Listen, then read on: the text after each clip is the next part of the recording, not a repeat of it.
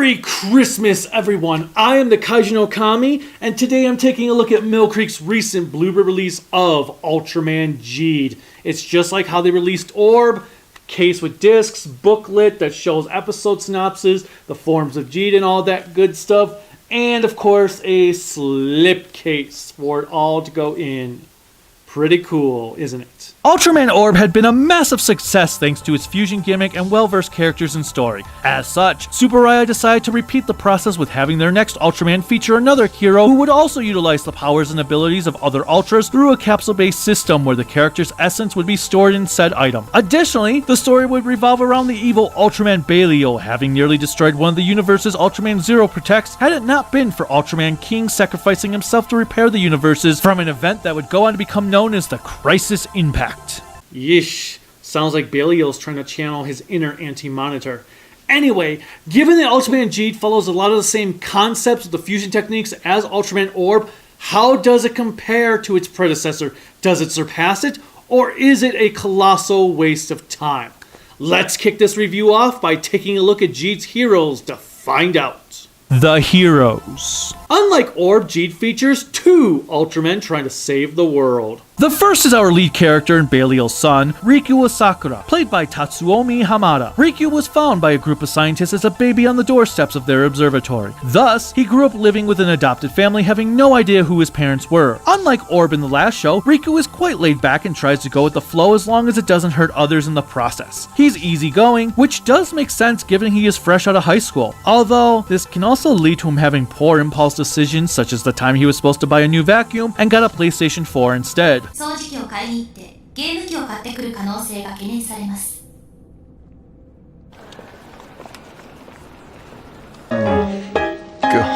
It was not until a giant monster attacked the Earth one day that Riku learned he can transform into an Ultraman and deems himself Ultraman Geed. Why Geed? 遺伝子のジーンと運命のディスティニーの組み合わせだから。 But that would make it GD, not Geed. ここの D と E をひっくり返してさ、運命をひっくり返すってことだよ。 Okay, just go with it. As I already stated, he utilizes a bunch of capsules that contain the abilities of various Ultramen that was created by the scientific Ultraman, Hikari. Wait, does this mean we can call him Dr. Light?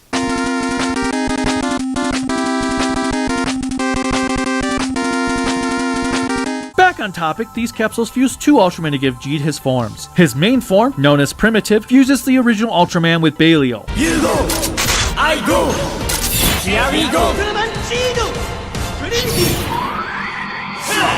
Next up is Solid Burning, which combines Ultra 7 and Leo.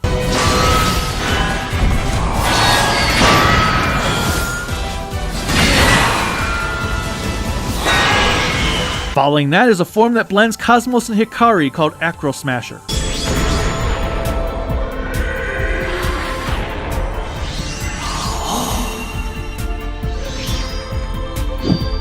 His fourth form, Magnificent, is made up of both Father of Ultra and Zero.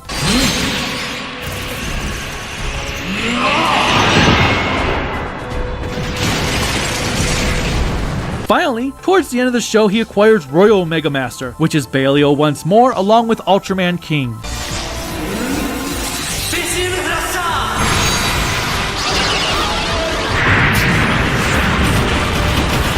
Overall, I don't really feel like the forms add much this time around like they did with Orb, but they do have some cool looks to them. Riku is a likable character, and it is intriguing to see him grow up over the course of the series, but if you are looking for a more serious lead, this is not the show for you. I think he brings a nice balance to a franchise that tends to have more serious members, as most of the time, the Ultras are adults rather than kids. He also acquired a bunch of his heroic beliefs through a tokusatsu series called Dawn Shine, so that's a win right there. Oh, and he's apparently scared of thunder. 臆病者聞き捨てならないね。リクだって雷怖いくせに。 When you hear the sound of thunder, don't you get too scared. Just grab your thunder buddy and say these magic words. Fuck you, thunder! The other main Ultraman of the series is Zero, who has been injured from a previous fight and needs to inhabit the body of a human in order to repair himself. He ends up choosing a good-hearted salaryman who was on the brink of death thanks to Mario Kart.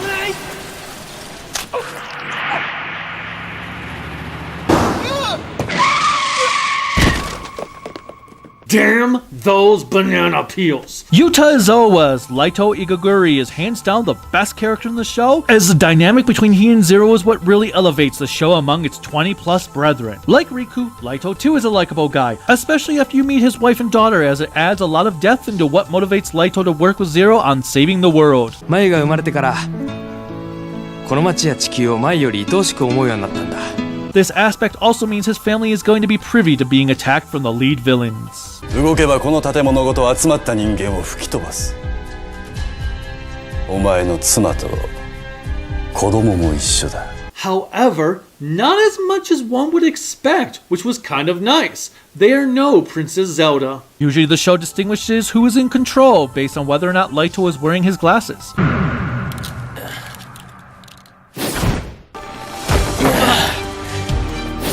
そこのお前靴なんか踏んでね言いがかりつけんな。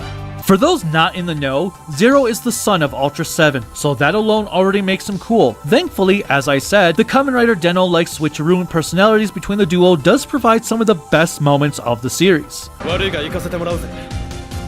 素敵なメガネですね。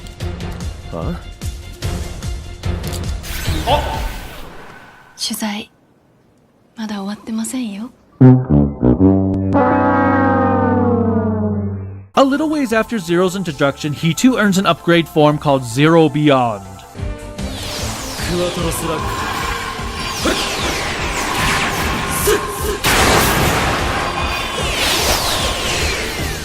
I do like this form, but my god is the initial henshin sequence for this form very long.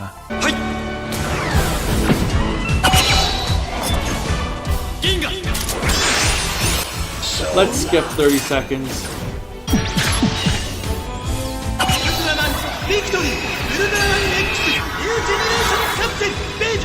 Let's skip 15 seconds.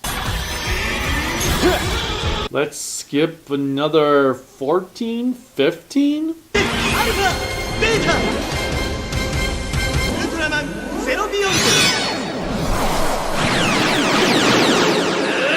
Well, you know what? It still isn't as long as the Henshin and Jaka. As with every Ultra series, Riku and Leito have a couple of friends to fall back on. First, there is Pega, a child Pegaso that hides itself in Riku's shadow, voiced by anime superstar Megumi Han. 冷凍庫、夜にペカが見るよ。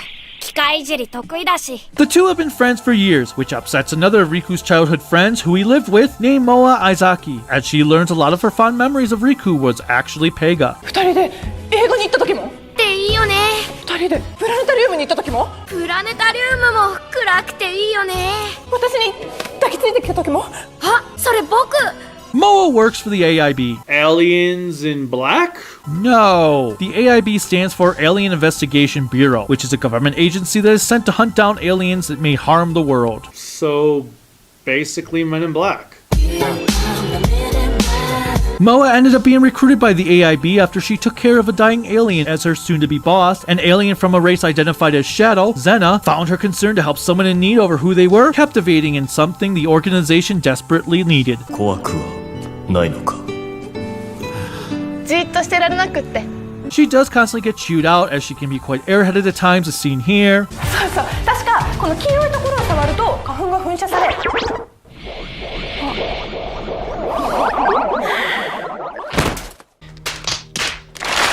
Mayu Hasegawa does a good job as Moa, though sometimes she can overact, as with the case when Riku was captured by Belial. おい、そろそろ泣きやめ。 Next up is Rem, an AI computer system who does all of Riku's research for him. The final main character is the sword-wielding martial arts expert Laiha Toba, portrayed by Chihiro Yamamoto. Laiha's parents were killed by a giant monster who turned into a man several years prior to the series, so she trained to fight in order to avenge the death of her parents.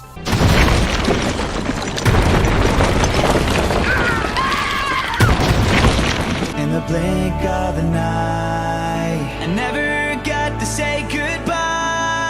This led her to meeting with Riku, whom she initially wanted to kill as she felt he was in leagues with the man that orphaned her. さっきのウルトラマン、あなただったの。ウルトラマン向こうに飛んでったけど。嘘。あなたがあれになるの見たし。 She comes to learn Riku is trying to save the world, joining him in the process. Due to this, she ends up living with Riku and Pega, which sparks a rage of jealousy with Moa as she feels her love for Riku is going to be left unrequited if Laiha and Riku were to ever hook up. 今一緒に住んでるんだ。運命。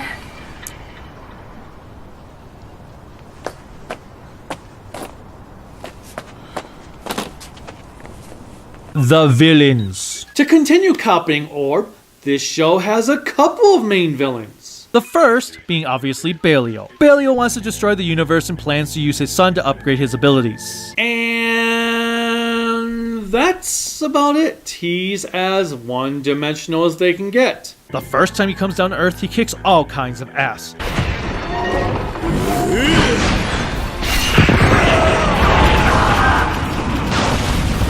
You may recognize Belial's voice actor Yuki Ono as Balance in Q Ranger, Josuke Higashikata in JoJo's Bizarre Adventure, and Tokugawa in Gintama.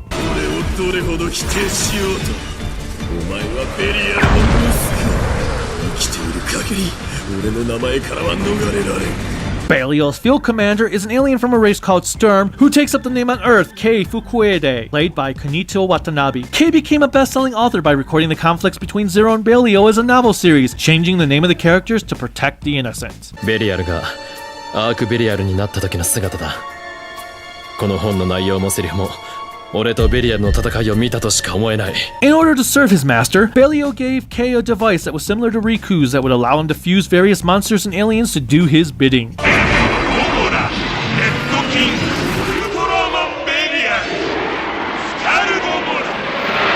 This action includes merging Gamora and Red King,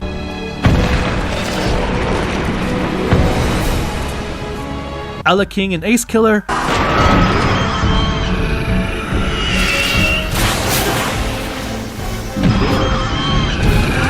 and Zetton and King Joe.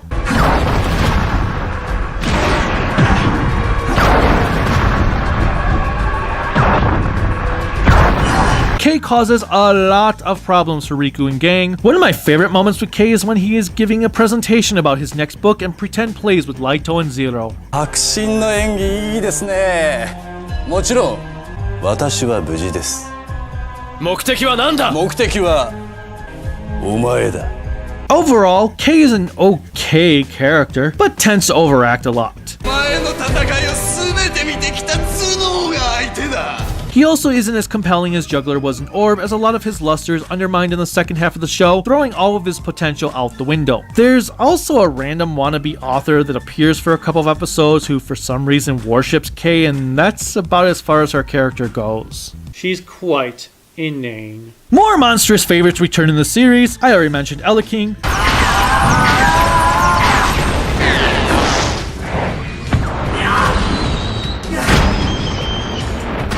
but we also get to see Bado,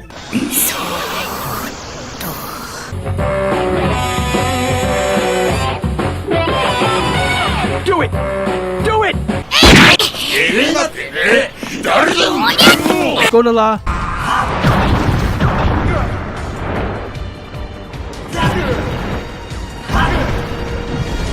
Giran, バルキーコース。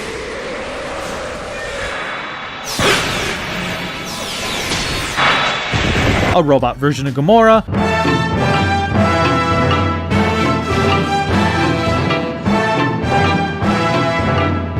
Galactron, and some Dados return, bringing with them their own mecha.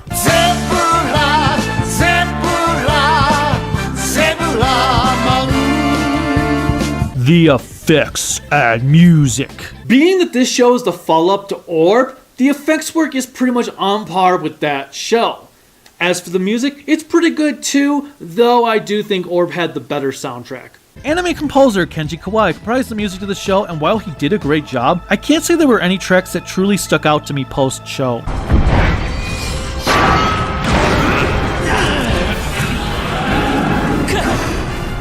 They did fit with what is happening on screen, so that is important. あいつは僕で倒す。リクダメ。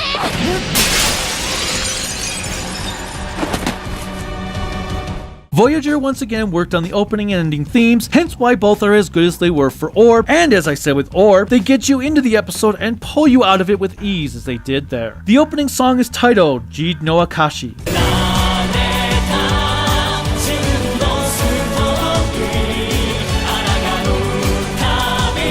As for the ending theme, that one is Kibo no Kakuru.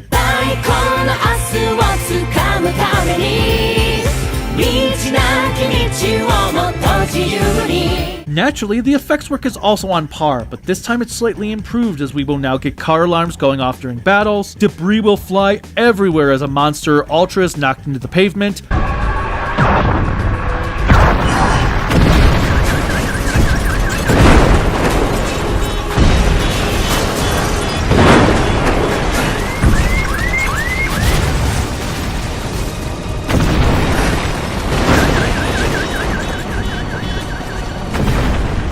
and the miniatures continue to impress.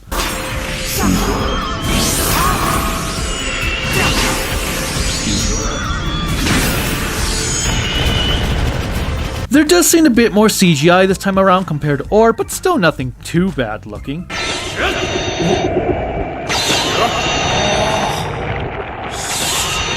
The composite shots also rock.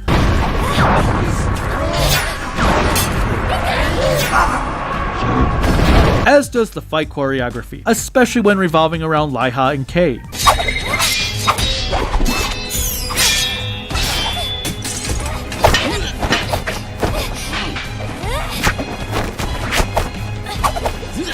Lastly, we do get some cool night battles every now and then.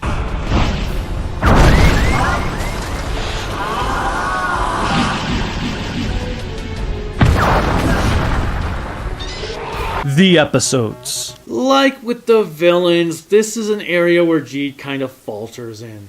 The main problem with Ultraman Geed is that the writers clearly had no idea what they wanted to do with the show. While I thought Orb started out a bit weak in the beginning and got stronger as it went on, Geed had the opposite effect. It starts out strong and gets a tad weaker as it progresses. It also doesn't help that it is trying to follow the same strides Orb did. Orb had acquired his Thunderbreaster form at episode 12, which was his most powerful form at the time. Geed acquires Magnificent at the same episode. Orb acquired his origin form in episode 17, Geed gains Royal Mega Master there too. Episode 13 is a clip show on both series. Geed's fusion tactics is too similar to Orb to really stand out on his own as well. And then you have Kei, who is trying to be juggler, but fails at it. It also doesn't help that what feels like the climactic battle of the show occurs in episode 17, leaving the remaining episodes feeling tacked on as if they were not planned. Which, funny enough, is what my favorite episode is a part of.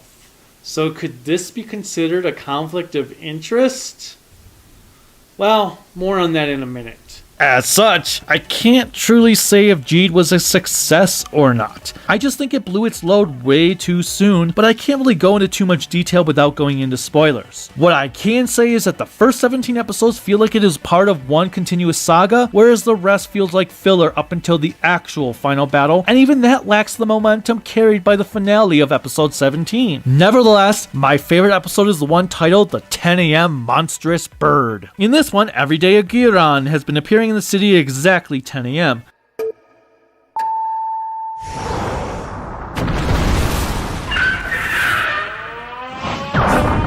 Geed and Zero are getting exhausted of having to defeat it repeatedly, while the city is starting to wonder if Geed and Zero are competent heroes or not. Ultraman Geed に対していい加減に何とかしろという叱咤の声も上がっています。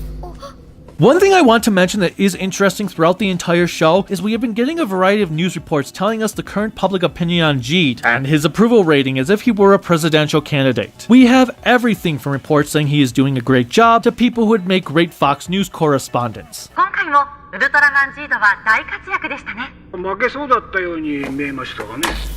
あそこから逆転する作戦だったんだよ。 Anyhow, after each battle with the Giran, the AIB tries to clean up the mess the monster left behind after being blown up, as they believe if one piece remains, the monster will return the next day, which it does. I just love this entire concept, and I also love how we get a bunch of commentary-driven moments from Leito's wife with some friends, from some intriguing camera angles with a distortion filter over them. そういえば今日のウルトラマンは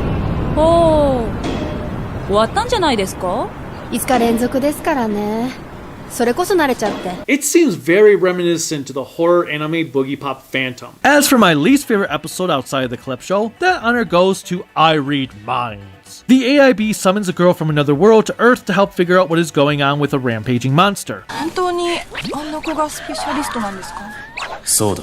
彼女はこれまでに幾度となく怪獣の心を読み、事件解決に貢献してきた。 The girl comes from a planet where everyone can read each other's minds, so no one ever lies. Here on Earth, however, she ends up finding that everyone lies for one reason or another, which drives her crazy.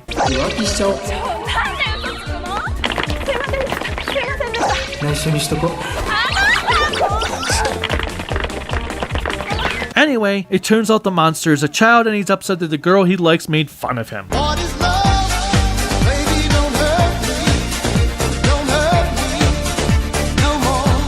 It's got some charm to it, so it isn't a bad episode by any means, but it is the one I enjoyed the least. Hence why it is my least favorite episode. Well, thank you, Captain Obvious! Shut up. No one asked you. The movie. Like Orb, Geed has a theatrical movie. In this film, an ancient alien flees from the destruction of planet Earth and ends up bargaining with an ancient lion creature in ancient Okinawa. Wait. Okinawa, priestess, lion creature. Totally a missed opportunity to bring back King Caesar. God damn you, copyright! Back to the present, the Earth is once more under peril as we finally meet the one in charge of the Galactrons that were plaguing both Orb's and Geed's universes, the multiverse-conquering Venjix. Okay, that's not really his name, but I'm sticking with it. Moving on, Orb shows up to assist Geed in his quest to destroy the Galactron army. てめえ、何者だ!腕の振りが大きすぎる。もっと肩の力を抜いた方がいい。 Giant battles occur, Orb and Geed do form changes between camera angles, with Orb pulling out some new ones I have never seen before.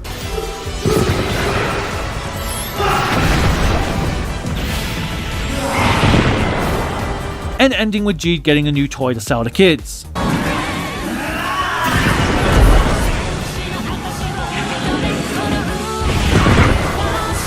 Oh, and we have this history expert who claims she has no idea what is going on. 赤き鋼の伝説について調べたいんですけど。赤き鋼？私も詳しいことは。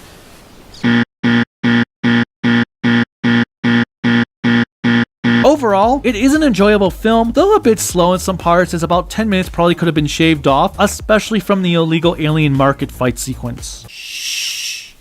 Don't say that, otherwise they're gonna wanna build a wall. And that annoying NPC type character who will ask you to pay him money to tell you a story, but then keep requesting more money to finish the story. 知的生命体はお邪魔もして判断したね。もう一枚、早く。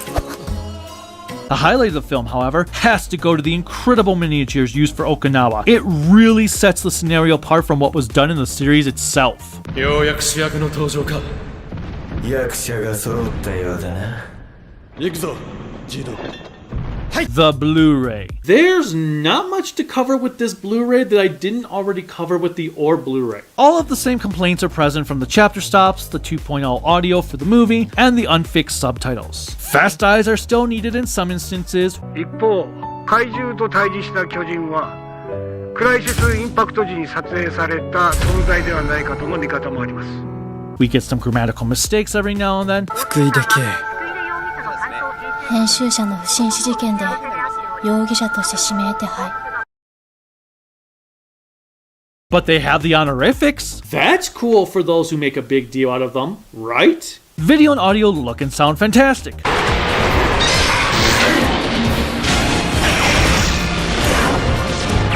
If you've watched Orb, you know what to expect here. In the end, Ultraman Geed just couldn't live up to Ultraman Orb's potential. It had a lot of great moments. When looked at individually, the episodes were entertaining, but the lackluster villains and the premature final battle really do take a chunk out of the entertainment value. As such, I have no choice but to give Geed a 3 out of 5 grown-ups in spandex. If you hated Orb, you're probably not going to find this one much better. Nevertheless, I do recommend giving Geed at least a one-time watch, as it is fairly entertaining, and like I said, it does have some good ideas within it. It's just that it doesn't live up to the potential its predecessor acquired. With that in mind, Merry Christmas and have a Happy New Year. Bye.